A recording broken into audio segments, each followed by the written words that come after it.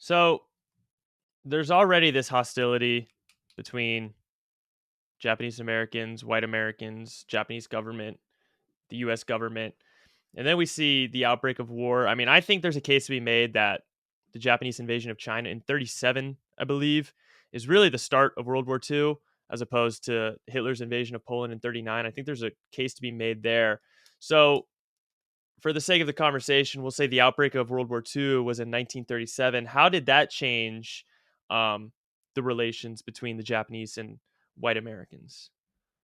Deteriorated quickly. This is about the same time that we were trying to pull ourselves out of the Great Depression. Labor unions were fully formed, very powerful, and they saw, the Japanese community as an easy subgroup of citizens to blame for everything, right? Blaming everything that is going on in the world, blame them for the depression, blame them for no job, blame them for lack of, I mean, just anything you could think of. They were the scapegoat of the 1930s. Um, so it helped build I call it a powder keg in my research, the powder keg of Pearl Harbor. What happened after Pearl Harbor? It just set the stage, set the tone. It just kept building and building and building. The reports that were coming out of China and Korea about the things that the Japanese military were doing, you know, I mean, there were human rights violations. There's no question about it. And even the country of Japan now today would admit to that. They say, yeah, that was terrible. Um, and then the destruction or the sinking of the USS I think it's Panay, if I'm pronouncing it correctly, in 37. That is believed, to your point, as the actual start of World War II, because that was the first time that one of our ships was sunk by a foreign power, in another part of the world. Um, and there's argument now that the war actually didn't end until the end of the Korean War in the 50s. So there is a big discussion in the historical community right now, about when did it actually start, when did it actually end, and I wouldn't be surprised if by the end of my lifetime World War II is considered 1937 to like 1953, give or take. Wow. That's definitely an interesting conversation. I can see the beginning starting in 37, but that would be an interesting take to say it lasted all the way to what, 53? Um Yeah, the end of the Korean War. Yep, yeah. I think it's Huh. 53. I might be wrong on that year, but Yeah, I think you're right. Um okay. That's interesting. It so up until 37, a lot of the animosity was economic, maybe racist, but now we see the fear of the Empire of Japan as a growing military power. So now there's the military aspect to this, and there's all these Japanese Americans in California or in the West Coast who are seen as threats via espionage or disloyalty to America. So, is this when we start to see hysteria? I mean, what's the role of, say, propaganda in this?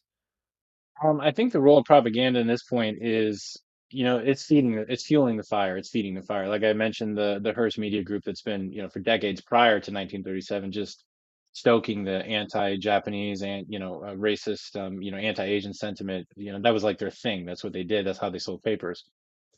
Um, at this point, they're in full force. Even Dr. Seuss, was printing comics, highlighting, Asian people as, um, saboteurs and dangerous and barbaric and things like that. Some of his earliest work, really support the America First movement that started about this time, in the early mid to late 30s, I believe. Or no, I'm sorry, that was World War One, but he revamped it in the 30s with his work. So yeah, it was that kind of propaganda. It was that kind of stuff that was coming out. And this is how people got their news, right? They would pick up a morning paper every single morning. They would listen to the radio broadcast throughout the day, and then the evening news on the radio, and that's what they got. And if you were a company like Hearst Media Group, you controlled all of it.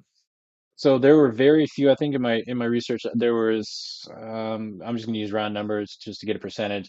I think there was something like 50 different surveys done on 50 different newspapers in California, and I think only three were pro-Japanese. The rest of them were all didn't print a word of pro-Japanese stuff. It was all anti-Japanese sentiment about everything.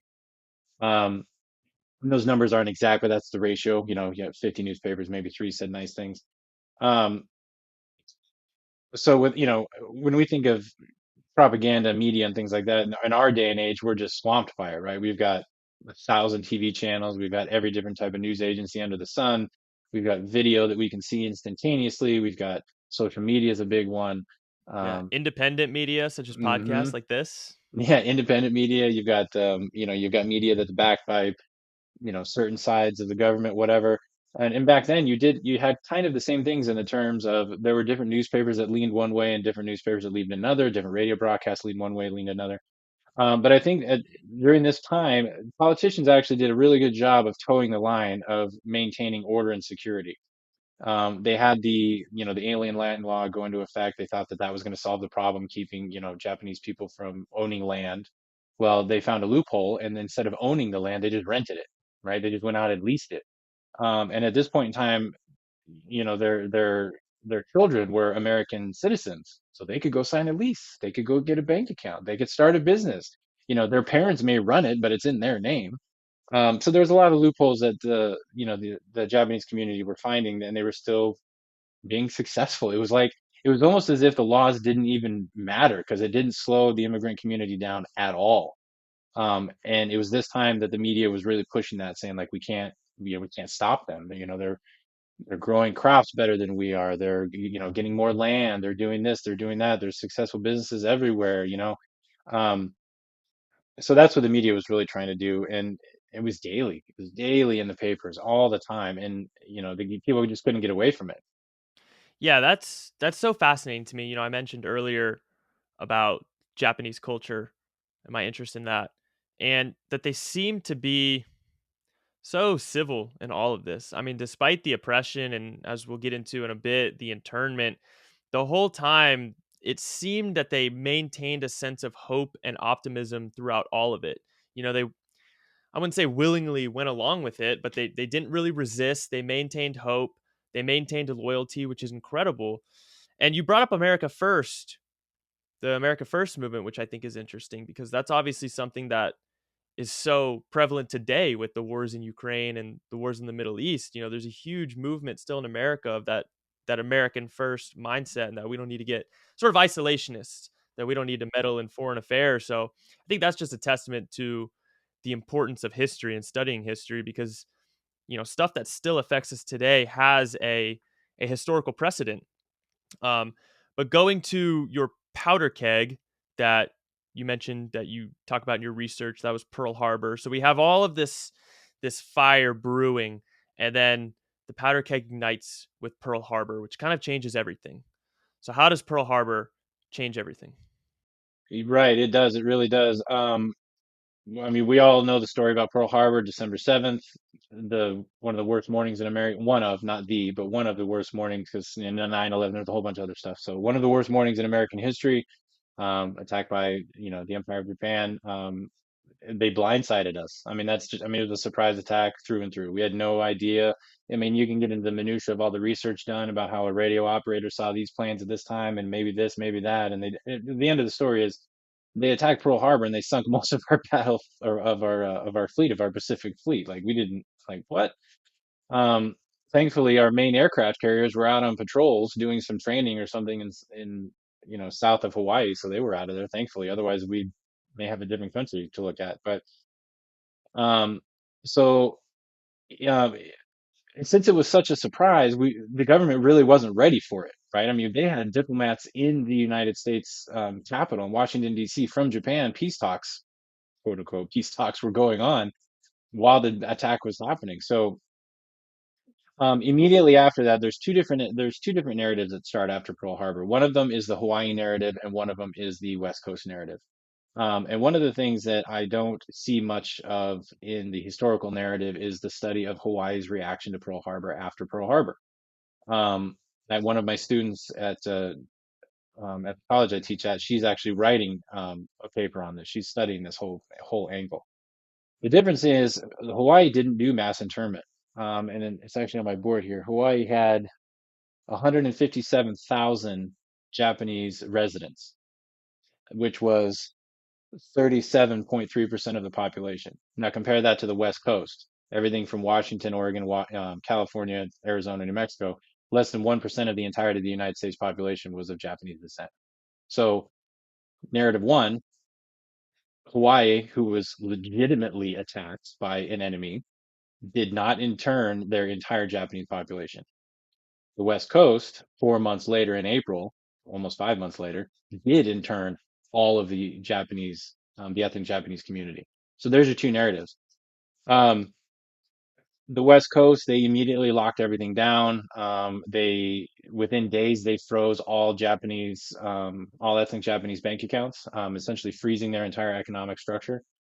Um, they talked about instituting martial law just for ethnic Japanese only. They talked about doing a widespread arrests. They talked about all this stuff. But what did happen was the Department of Justice, or FBI rather, they did go around and immediately round up all ethnic Japanese people that they saw as a threat or thought they could be a threat just for questioning, right?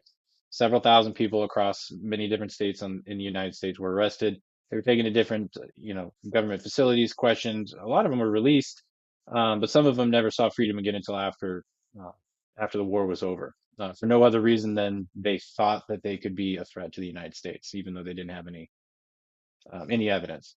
The other thing that happened was over the couple of weeks after Pearl Harbor, they went around and seized any and all guns that they thought or knew that the ethnic Japanese owned. They had to turn those into the government. They had to turn in their radios. They had to turn their two-way radios. Radios that could receive only, they could keep those, but you can't. Radios that were, transceivers, you couldn't have those. A couple of other different things that they thought they could be used to signal a Japanese fleet, bright flashlights, just anything you could think of that they thought that they could signal off the coast, stuff like that. So there's a lot of that. And then what part of my research and my kind of my whole focus on my research is that the government purposely waited to evacuate the Japanese on the West Coast until they could secure their crops, right? My belief is that this was all agriculturally based, the timing of everything.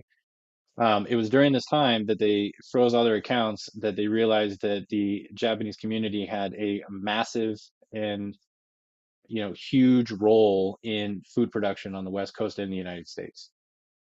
So after a few days of their accounts being frozen, they unfroze them and allowed them to operate on a limited cash flow basis. Um, because they realized that shutting down Japanese businesses froze the farming sector, basically shut down almost all of the agricultural business on the West Coast. You saw the big companies that were canning companies and things like that, but the Japanese were the main producers. They produced 20% um, of all of the, if I remember my numbers correctly, right around 20% of all of the food in the United States and almost 90+% of all of the produce produced in the state of California consumed by California residents. The food market in Los Angeles County was the largest food market in the entire country, right up until the Japanese were sent to internment camps. It has never come back. The Japanese owned basically a monopoly on the truck crop industry. They would come down to market and sell their food almost daily, and that's where people didn't go to big grocery stores where they had a produce section and all that. You went to the butcher, then you went to the market to get your fresh vegetables, and that's what you did. And most of those vegetables came from Japanese farms. So the government realized very quickly, like, we have a serious problem, and this is like within weeks of Pearl Harbor. And I think that really stopped the government from doing an immediate internment, is we need to figure out this food situation. So they let them go back to work, unfroze their finances, things like that. The military moved in, started building their facilities, started moving troops in to train them, but all the while keeping a very close eye on the Japanese community and trying to figure out what they were going to do because they really didn't know. Um, and in the meantime, in Hawaii, they instituted martial law. They rounded up roughly, I think, over the course of the entire war, it was just shy of 2,300 people that they rounded up for questioning in Hawaii. They interned roughly 2,200, I believe, on the islands of Hawaii. But those were people of special interest. They didn't do mass internment. They didn't do mass deportation. As a matter of fact, there is documented military records showing that ethnic Japanese helped raise ships in from Pearl Harbor and repair them and send them back out to battle. Huh. So you're saying that the US government purposefully waited to intern Japanese Americans so that Japanese Americans would be able to harvest their crops so we wouldn't see necessarily like a food shortage or something like that. 100%. That's my whole shtick. And I found evidence of this with Secretary of Agriculture Wickard's papers. I've got all of his journals photocopied, and I found evidence of this in the USDA's meeting minutes in California, Washington, Oregon, and General DeWitt's. He's the commander of the Western Forces. He's the one that he's not the one that orchestrated the internment, but he's the one that carried it out. His right-hand man, Colonel Bendenson, actually wrote the whole thing and pushed for it, but that's a whole different that's a whole different thing. In his report, he said two things. He told Bendenson that this program needs to be executed with zero impact on crops. And his final report said that they were able to safely secure 99% of all crops in California. So their plan was a success. Wow. That that's so interesting. And it's also, a testament to the success of Japanese Americans living in the United States because you mentioned they're what, 1% of the coastal population and they're producing 20% of the crops. That's an insane output for such a small number of people. I mean, just a quick side tangent. How responsible do you think Japanese Americans are for the success and growth of California? Because I mean, California now is the largest agricultural producer in the United States in terms of by state. I think, in my opinion, I think they were a big contributor for sure. Because all of their farms that they had, they didn't get shut down. Um, you know, they harvested their winter crops, they planted their spring crops, they were removed off their land, and people came in as caretakers to continue the process. And then eventually, all those farms, most of them, and again, more research needed on this. But most of those farms were taken over by big agricultural companies, like canneries and things like that, and they're still in operation today. Just they're not owned and operated by ethnic Japanese. They're owned and operated by whatever corporation took them over. But without their successful farming tactics and techniques, um, California wouldn't be the agricultural mecca that it is. Even though the ethnic Japanese found ways around the restrictive land laws, they still were only allowed to lease the worst possible farmland in California. So you have a landowner that's like, you can't farm this. This is terrible. This is 50 acres of nothing. Like you're never going to get anything to grow here. Over time, the Japanese were able to make that a very profitable farm. So maybe land that wouldn't have been even attempted to be farmed by other people, you know, the ethnic Japanese community figured out a way to make the soil fertile and do their thing, and now it's a farm. So yeah, I agree. I think, in my opinion, yeah, they did. They had a big impact.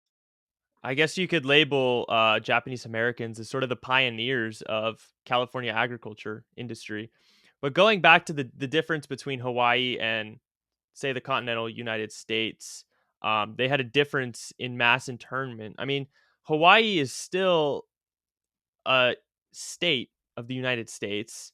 They still fall under that jurisdiction, and they're the ones who are actually attacked by the Japanese. So, what is the difference there? Why is Hawaii less strict on mass internment as opposed to mainland America?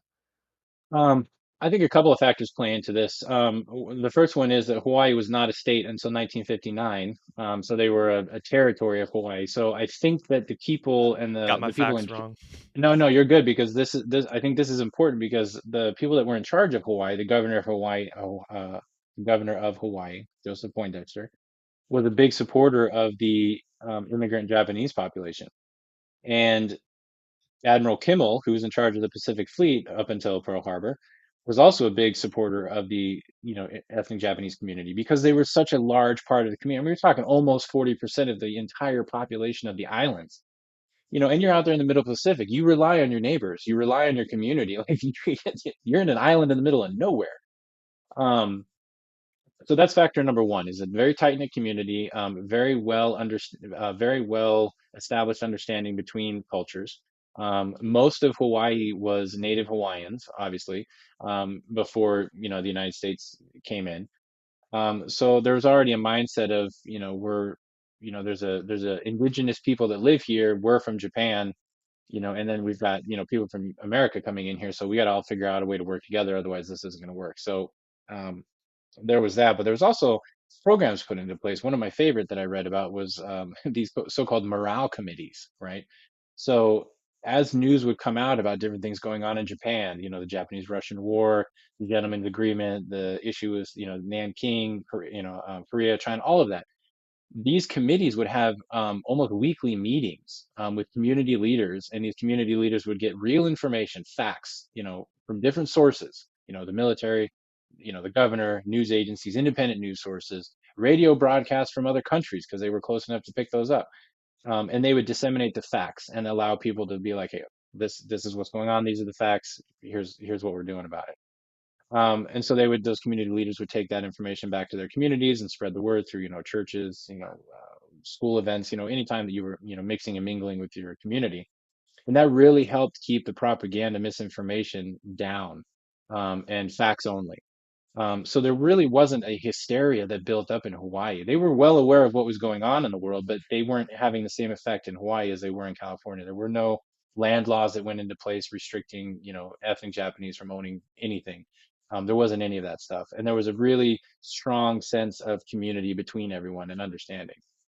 And even after Pearl Harbor, we still saw ethnic Japanese as part of the Neighborhood Watch program.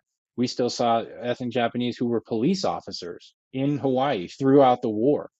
Um, and like I said before, there were ethnic Japanese who were helping rebuild battleships and rebuilding the Pacific Fleet and sending ships back out to fight you know and the other thing that I think is important is that when the attack happened in the days following the attack, any and all ethnic Japanese that were in a position considered sensitive by the United States government, such as an armed guard at a sensitive location at a military base, they turned in their guns and said, I understand that we're in a sensitive position.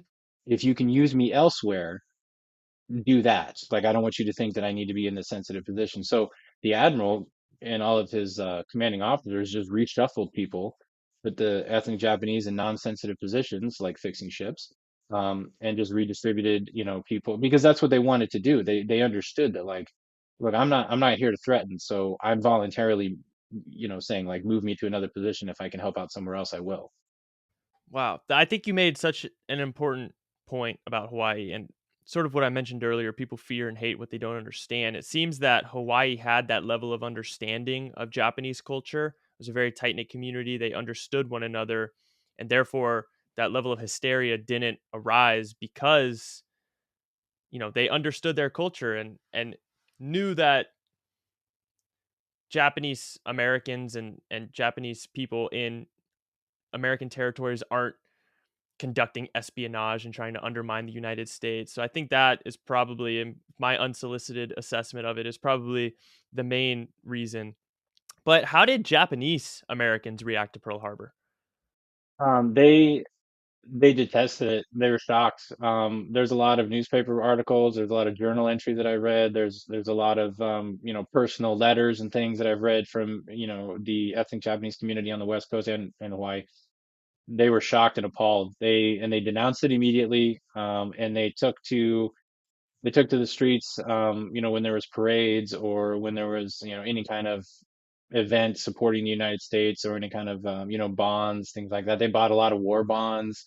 They sent money to the government. They sent money to the military, and any chance that they could to show their patriotism, they did. They took down if there was any families that still had, maybe a Japanese flag visible, for whatever reason they took them down. Um, they didn't hide their culture, but they definitely took down any signs that would, make someone walking by their house question if whether or not they supported Japan. And they by and large did not. They were not happy with it. And they immediately saw the threat that event, brought on them living in the United States.